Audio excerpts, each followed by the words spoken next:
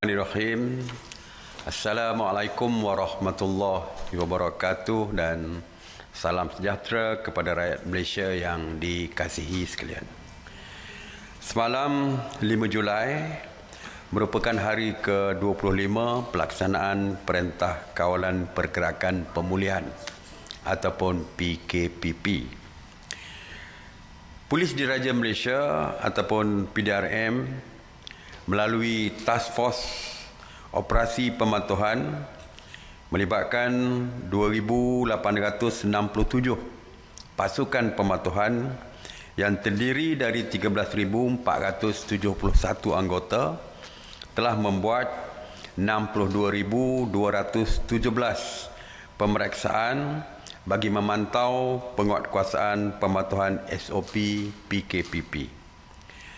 Sebanyak 4,081 pasaraya, 5,614 restoran, 1,406 penjaja, 1,159 kilang dan 2,874 pasar awam dan pasar tani telah diperiksa. Turut diperiksa semalam adalah 3,972 rumah ibadah serta 1,432 tempat riadah. PDRM semalam telah menahan 251 individu di atas kesalahan engkar arahan PKPP. Antara kesalahan individu-individu tersebut adalah 111 individu telah direman, manakala 140 individu telah dikenakan kompaun dan antara kesalahan mereka adalah termasuk aktiviti dalam pub atau kelab malam 126 yang kini masih lagi di dalam senarai terlarang ataupun negative list. Aktiviti yang melibatkan penjarakan sosial yang berkaitan dengan penjarakan sosial, gagal mematuhi SOP penjarakan sosial 1 meter dan pelanggaran aktiviti pelanggaran SOP yang lain sebanyak 2 kesalahan. Mengenai kawalan sempadan negara, operasi benteng ataupun OPS benteng yang melibatkan PDRM, ATM, APMM, AKSEM masih diteruskan bagi mengawal ketat sempadan negara secara bersepadu daripada dibolusi oleh parti. Sejak dari 1 Mei hingga semalam, seramai 1,362 parti dan 223 tekong telah pun ditahan kerana cuba memasuki sempadan negara, terutamanya melalui lorong-lorong tikus. Turut ditahan adalah 85 individu yang disyaki sebagai penyelundup serta 44 buah kapal. PDRM juga telah membuat 67 sekatan jalan raya operasi benteng dan memeriksa 38,421 kenderaan bagi mengekang kemasukan parti terutamanya di jalan-jalan lorong-lorong tikus. PDRM telah berjaya menahan 4 warga negara asing di sekatan jalan raya OPS Benteng di atas kesalahan imigresen. Kerajaan akan terus mengambil tindakan tegas terhadap mana-mana pihak yang cuba memasuki sempadan negara secara haram dan tidak akan berkompromi dengan sesiapa saja yang terlibat. Mengenai kuarantin wajib, dari 10 hingga 5 Julai, seramai 12,246 orang rakyat kita telah pulang ke tanah air melalui lapangan terbang KLIA. Daripada jumlah itu, sebanyak 12,197 individu telah diperintah untuk menjalani kuarantin wajib di rumah dan 49 orang lagi yang didapati positif COVID telah dibawa ke hospital. Pada 5 Julai, seramai 1,197 rakyat Malaysia pulang ke tanah air melalui lapangan terbang antarabangsa KLIA dan KLIA 2. Seramai 1,196 individu telah diperintah untuk menjalani proses kuarantin wajib di rumah, manakala seorang daripada mereka telah pun dihantar ke hospital kerana COVID positif. Manakala di pintu masuk negara di Johor pula, seramai 140 individu telah masuk melalui bangunan Sultan Iskandar, Kompleks Sultan Abu Bakar, Pelabuhan Pasir Gudang dan Setulang, dan diperintahkan menjalani kuarantin wajib di rumah. PDRM juga telah membuat 374 pemantauan SOP kuarantin di rumah yang mendapati kesemua telah mematuhi SOP yang ditetapkan. Ini ada timbul persoalan baru ni, bagaimana kita memantau mereka yang membuat kuarantin sendiri di rumah. Jadi task operasi pemantauan menjalankan pemantauan terhadap mereka ini. Mengenai sanitasi awam di bawah kawal selia KPKT, sejak 30 Mac 2020 telah melakukan 9,129 operasi sanitasi yang merangkumi 134 zon. Semalam, sebanyak 4 operasi sanitasi meliputi 4 zon di 4 buah negeri, iaitu di Johor, Sarawak, Perlis dan wilayah Persekutuan Kuala Lumpur. Sanitasi ini melibatkan 43 anggota Jabatan Bomba dan Penyelamat Malaysia serta 5 anggota pihak berkuasa tempatan ataupun PBT, 5 jentera JBPM turut digunakan dalam proses sanitasi. Kita banyak mendengar rungutan daripada rakyat Malaysia yang terkandas di luar negara, di Oman, di Mesir dan beberapa negara yang lain. Mesyuarat khas hari ini telah meminta supaya Kementerian Luar Negeri untuk membentangkan mengenai status rakyat kita di luar negara secara keseluruhan. Mesyuarat khas hari ini mengambil maklum bahawa dianggarkan 457,000 rakyat Malaysia berada di luar negara, di seluruh negara, di seluruh dunia. Daripada jumlah itu, seramai 387,702 orang rakyat kita berdaftar dengan perwakilan Malaysia. Kerajaan dengan ini ingin menyeru kepada rakyat Malaysia yang masih belum berdaftar supaya berbuat demikian dalam masa yang terdekat. Kementerian Luar Negeri ataupun Wisma Putra telah mengenal pasti 10,484 rakyat Malaysia yang terkandas serta berpotensi untuk terkandas di luar negara. Yang terkandas dan berpotensi untuk terkandas. Yang berpotensi untuk terkandas ini sebagai contohnya pelajar yang di dalam tahun akhir, yang mungkin tak lama lagi akan menghabiskan pengajian mereka setelah selesai peperiksaan tahun akhir mereka. Jadi mereka tidak perlu berada di luar negara lagi, dan mereka perlu pulang. Mungkin kontrak rumah mereka, rumah sewa mereka telah pun akan tamat pada tarikh sekian-sekian. Jadi mereka perlu balik. Jadi jika mereka tidak boleh balik, tidak boleh pulang ke tanah air, mereka akan menjadi rakyat kita yang terkandas. Begitu juga dengan rakyat kita yang bekerja sebelum ini di negara berkenaan, tiba-tiba diberhentikan atau akan diberhentikan. Mereka ini juga boleh dianggap sebagai sekarang ini berpotensi untuk terkandas, tetapi bila diberhentikan kerja, maka mereka akan menjadi rakyat kita yang terkandas. Kita anggarkan lebih kurang lebih daripada 10,000 Inilah yang kita dapati sedang berada di Oman misalnya. Di Oman ini sebahagiannya telah pun dibuang kerja, telah diberhentikan kerja. Ada di kalangan mereka pilot, kru pesawat dan sebagainya telah pun dibuang kerja. Begitu juga dengan pelajar-pelajar kita di Mesir, Jordan dan beberapa negara lain yang akan menamatkan pengajian mereka, dan mereka juga perlu pulang ke negara kita. Terdapat beberapa isu sebenarnya yang berkaitan dengan rakyat kita yang terkandas di luar negara ini. Sebagai contoh, peraturan di negara tersebut yang tidak membenarkan ataupun melarang pesawat asing masuk dan mendarat di negara mereka. Jadi bukan semudah yang kita fikirkan.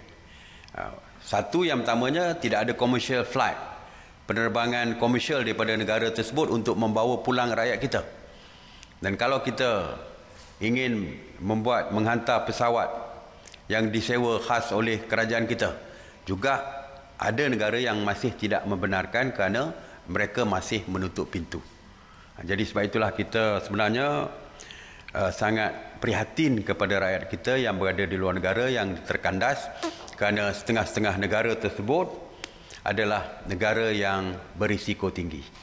Ada beberapa negara telah pun diisytiharkan oleh WHO sebagai negara yang sangat kritikal dari segi kedudukan kesihatan. Jadi ini membimbangkan kita, sebab itulah kita sentiasa memberikan perhatian kepada rakyat negara kita yang terkandas di luar negara. Mesyuarat hari ini telah meminta supaya Wisma Putra mengemukakan perancangan berserta kos bagi proses repatriasi ataupun membawa pulang rakyat kita yang terkandas. Mesyuarat khas juga bersetuju untuk mencadangkan supaya tabung COVID-19 di bawah Agensi Pengurusan Bencana Negara ataupun NADMA diperluaskan untuk membantu dalam usaha membawa pulang rakyat Malaysia yang terkandas. Kalau dulu fokus kita dalam negara, tabung COVID-19 ini seperti pengedaran tabung bakul makanan dan lain-lain lagi. Sekarang kita minta supaya kita ingin mencadangkan supaya diperluaskan untuk tabung COVID-19 ini, diperluaskan supaya boleh digunakan untuk membawa pulang rakyat kita yang sedang terkandas, terutamanya di negara-negara yang dianggap kritikal dan berisiko tinggi.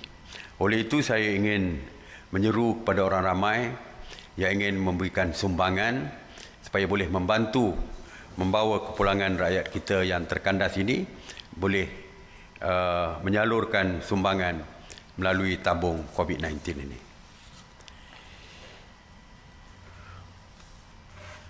Tuan-tuan dan puan-puan, kerajaan banyak menerima aduan tentang ketidakpatuhan rakyat terhadap SOP yang ditetapkan akhir-akhir ini, terutamanya di tempat-tempat awam seperti pusat riadah, rumah ibadah dan lain-lain. Banyak tempat lagi. Kadang-kadang kita dapatnya melalui di dalam media sosial yang diviralkan, yang ditunjukkan, terutamanya yang melibatkan tiada social distancing ataupun penjarakan sosial. Jadi saya ingin mengingatkan rakyat Malaysia bahawa PKPP masih lagi belum ditamatkan.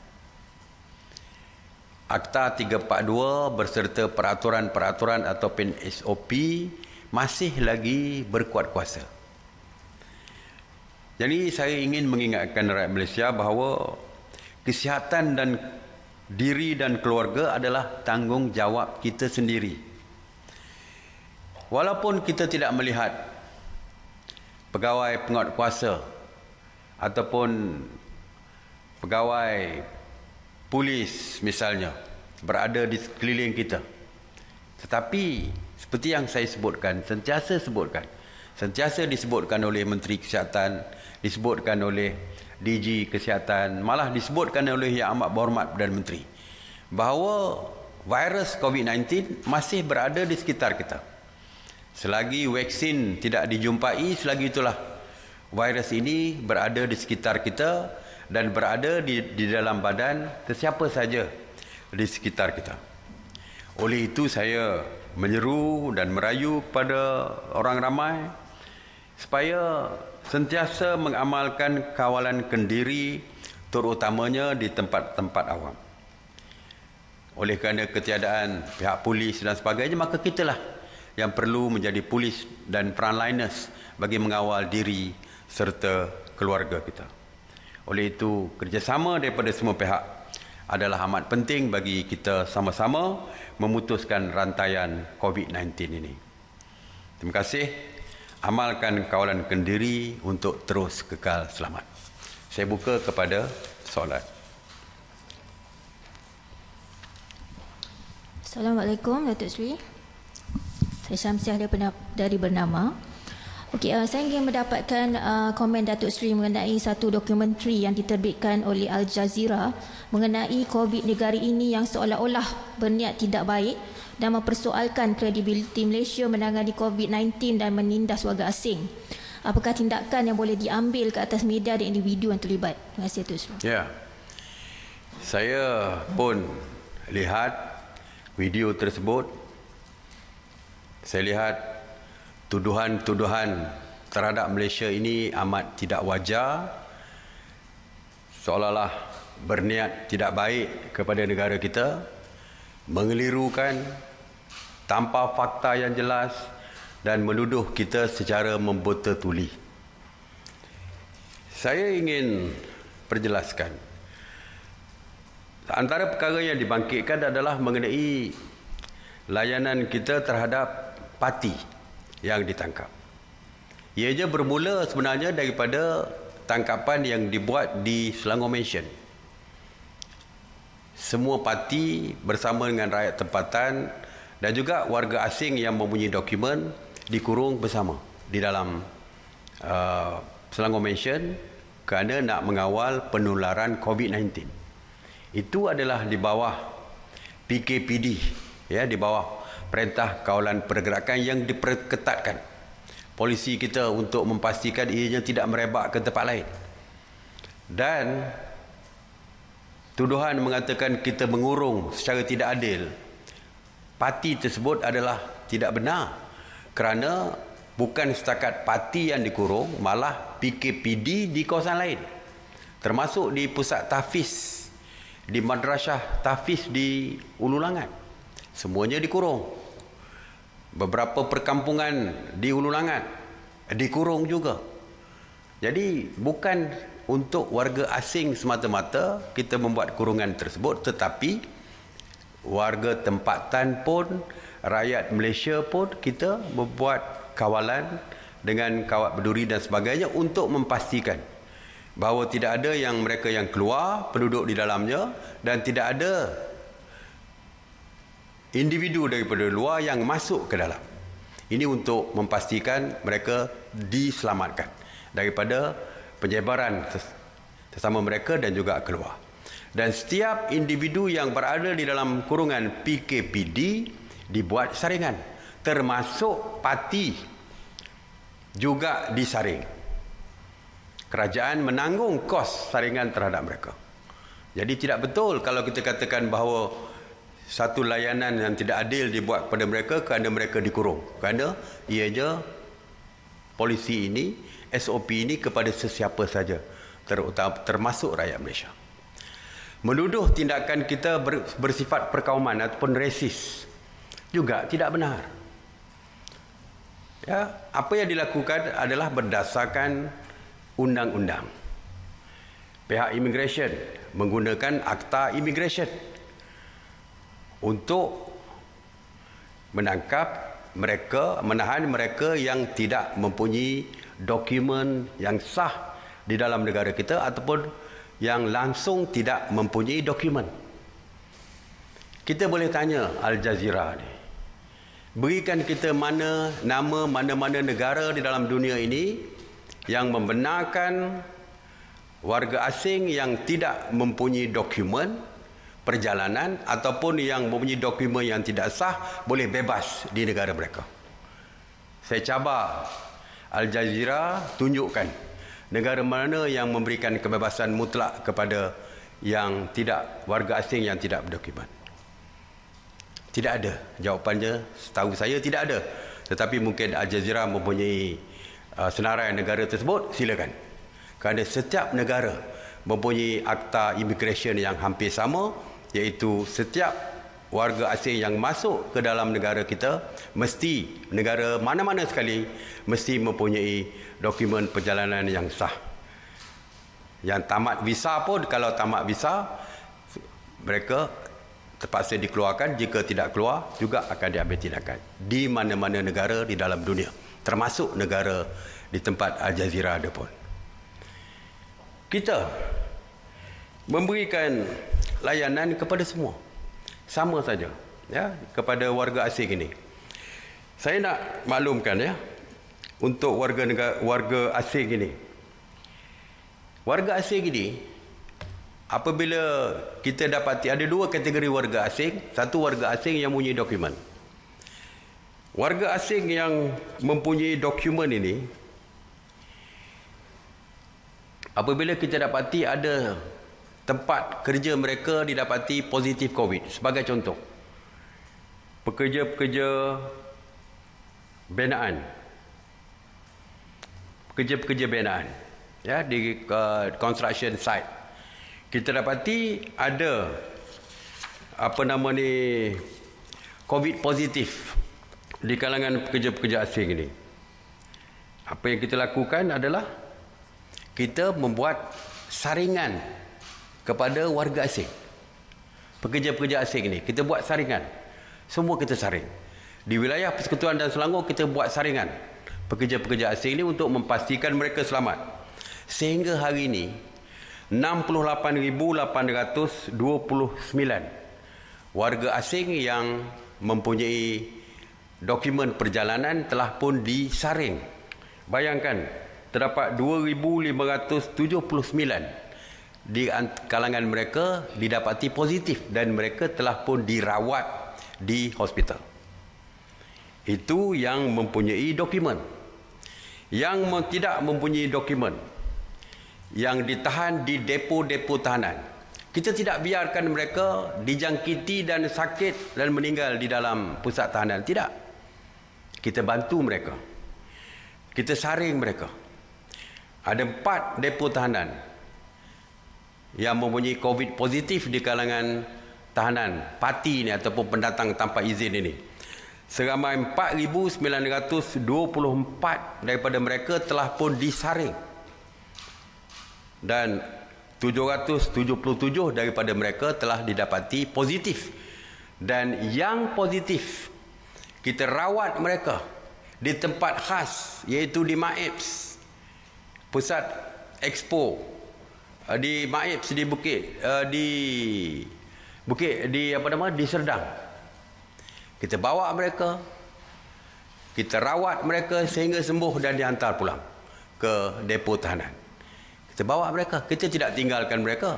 Kita saring mereka di tempat khas pula tu yang kita rawat mereka sehingga sembuh dan dihantar pulang ke tempat mereka.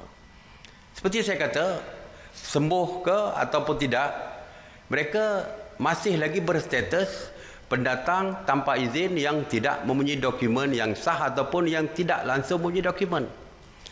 Walaupun mereka negatif, tidak bermakna selepas negatif kita bebaskan mereka untuk berkeliaran di negara kita, kerana mereka adalah, status mereka adalah tidak sah berada di negara kita. Status yang tidak sah akan dilayan seperti mereka yang tidak sah lah. Tidak bolehlah disamakan dengan orang lain yang bebas untuk keluar, bekerja, hidup seperti biasa dan sebagainya. Sebab inilah yang kita lakukan. Dan pembohongan yang dilakukan juga oleh Al Jazeera ini mengatakan bahawa kanak-kanak digari untuk dibawa ke pusat tahanan. Ini juga satu pembohongan yang secara terbuka. Saya percaya pemerintah ini tidak mempunyai etika langsung di dalam melaporkan apa yang seperti yang dilaporkan di dalam rencana itu. Kanak-kanak tidak digari. Saya nak tegaskan. Malah kanak-kanak ini diasingkan bersama ibu bapa mereka di tempat-tempat khas di pusat depo tahanan tersebut. Tidak dicampurkan bercampur dengan tahanan-tahanan yang lain. Mereka ditempatkan tempat yang khusus kerana mereka merupakan kanak-kanak dan tidak diasingkan dengan ibu bapa mereka. Ini fakta yang sebenar. Tetapi saya percaya Al Jazeera tidak ingin tahu tentang fakta yang sebenar, tetapi atas niat yang kurang baik terhadap Malaysia, maka perkara-perkara yang tidak betul telah pun dilaporkan. Menuduh kita resis dan berbagai-bagai lagi yang mereka sebutkan. Jadi saya amat berterima kasih kepada seluruh rakyat Malaysia, tanpa mengira agama, tanpa mengira kaum, semuanya memberikan sokongan terhadap tindakan yang dilakukan oleh kerajaan, dan saya kira mereka menentang segala laporan yang dibuat oleh Al Jazeera. Semalam saya lihat dari segi dislike apa yang dilakukan, beratus ribu daripada rakyat Malaysia telah dislike, sehingga kan Al Jazeera telah pun delete ataupun stop komen yang semua hampir 100% komen ini tidak bersetuju dengan laporan daripada Al Jazeera ini. Jadi saya amat berharap sebagai sebuah media antarabangsa yang sepatutnya mempunyai etika yang kewartawanan yang tinggi, supaya mereka menghentikan tindakan yang mereka lakukan, dan saya minta kalau boleh mohon maaf kepada rakyat Malaysia ini. Terima kasih. Next. Soalan seterusnya. Oh, dah tak ada. Al Jazeera saja. Ada lagi? Okey. Soalan kedua, Sri, boleh tak kami dapatkan hasil perbincangan antara Malaysia dan Singapura berkaitan dengan pembukaan sempadan? Setakat hari ini perundingan masih diteruskan. Sebenarnya ada beberapa kategori perbincangan kita mengenai rakyat Malaysia ini. Yang pertamanya yang melibatkan komuniti perniagaan yang mereka mempunyai bisnes di Malaysia untuk masuk, dan yang keduanya sama juga daripada Malaysia yang mempunyai rakan bisnes mereka di Singapura, yang Singapura perlu datang ke Malaysia dan Malaysia perlu ke Singapura. Yang kedua yang bekerja di Singapura, yang tinggal di Singapura melebihi 3 bulan. Kalau mereka balik, apakah SOP yang perlu dipatuhi? Dan yang paling penting sekali adalah terdapat 250,000 rakyat Malaysia yang berulang alik untuk bekerja di Singapura. Jadi hari ini telah pun diperjelaskan mengenai cadangan SOP yang melibatkan komuniti perniagaan. Tetapi mesyuarat berpandangan, kalau ingin diselesaikan, perlu diselesaikan secara menyeluruh. Bukan saja fasa, dia ada 3 kategori tadi, kalau boleh keseluruhan kategori tersebut perlu diselesaikan, terutamanya yang melibatkan 250,000 rakyat Malaysia yang bekerja di Singapura. Ya, kalau boleh perbincangan diteruskan, SOP yang ketat perlu dilonggarkan. Kalau dulu kita bersetuju untuk melonggarkan SOP, rakyat Malaysia yang membawa barangan, pemandu lori yang membawa sayur, ikan, daging ke Singapura, tak perlu dilakukan secara swab test, hanya dengan temperature screening saja. Jadi janganlah mereka tiba-tiba sekarang ni dalam perbincangan mahu mengimposkan SOP yang ketat seperti mengenakan syarat swab test kepada setiap rakyat Malaysia yang nak ke Singapura. Jadi kalau dulu dengan lori yang membawa sayur-sayuran makanan tidak dikenakan swab test, persoalan kita kenapa hari ini yang lain-lain dikenakan swab test dan sebagainya. Jadi perbincangan sedang dijalankan oleh Kementerian Luar antara rakan Kementerian Luar di sana di Singapura. Jadi saya harap perkara ini dapat kita selesaikan.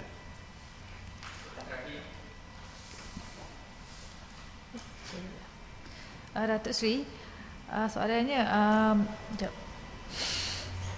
siap, apakah update 1,400 dari luar negara yang diburu? Yang diburu. Okey. Selepas saya mengumumkan supaya mereka tampil untuk membuat saringan kedua pada hari 13 daripada 1,400 hari berikutnya tinggal 600 lebih dan hari ini saya difahamkan hanya 414 yang masih tinggal, sama ada mereka berdegil ataupun tidak tahu tentang SOP tersebut. Saya harap 414 ini pergilah dengan segera ke klinik-klinik kesihatan yang berdekatan atau hubungi Kementerian Kesihatan untuk mereka melakukan saringan kesihatan kali kedua supaya disahkan sama ada mereka negatif atau positif. Dan saya dah sebutkan, kita pun dah berbincang di dalam mesyuarat khas menteri-menteri dan telah bersetuju kalau 414 ni masih lagi belum tampil, insya-Allah pihak polis akan datang ke rumah mereka untuk membantu mereka untuk pergi ke klinik-klinik kesihatan dan sebagainya. Jadi kalau selesa pergi sendiri, tak perlu tunggu polis untuk membawa mereka ke pusat-pusat klinik-klinik kesihatan ini. Terima kasih. Assalamualaikum warahmatullahi wabarakatuh.